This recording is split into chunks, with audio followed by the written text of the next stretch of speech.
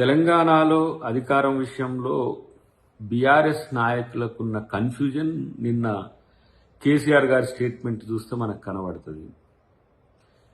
కేసీఆర్ బయటికి రానంత కాలం ఆ పార్టీ మనుగడే కష్టమనేది నా యొక్క అభిప్రాయం. ఎందుకంటే సరే, గత ముఖ్యమంత్రిగా, తెలంగాణ ఉద్యమకారునిగా, లేకపోతే ఆయనకి ఏమన్నా ఉన్నా దాన్ని ఏమైనా బయటికి వచ్చి కొట్లాడితే పార్టీ బతికే అవకాశం ఉంది తప్పితే అధికారం అనేది కల్లా. ఒకటి ఏంటి, కేటీఆర్ నాయకత్వాన్ని ముందుకు నెట్టిండు, టెస్ట్ చేస్తున్నాడు, ఆయన ఫెయిల్ అవుతున్నాడు. హరీష్ రావు అనుమానాస్పదంగానే ఉన్నాడు, ఏం చేయాలనో అర్థం కావట్లేదు. కవిత బయటికి వెళ్ళింది.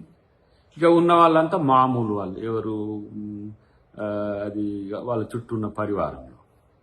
సో ఇప్పుడు కేసీఆర్కి ఈ ఆశ రావడం అనేది ఆశ్చర్యం అనిపించకపోయినప్పటికీ కూడా కాంగ్రెస్ ఫెయిల్ అవుతుందనే నోషన్ను ఎస్టాబ్లిష్ చేసే పనిలో భాగంగానే కలిసిన వాళ్ళకి ఏదో ఒక స్టేట్మెంట్ ఇచ్చినట్టుంది. కానీ కేసీఆర్ బయటికి రాకపోతే మీ పార్టీని ఆల్మోస్ట్ ఆల్ ఎవరికో ఒకరికి మీరు దారదత్తం చేయాల్సిందే. అది బీజేపీకా లేకపోతే ఇంకా దేనికి చేస్తారో తెలియదు, లేకపోతే వివిధ రకాల రూపాల్లో వచ్చే వాటితో కలిసి బీఆర్ఎస్ పనిచేయాల్సిందే తప్పితే భవిష్యత్తు ఉంటుందని అయితే నేను అనుకోను.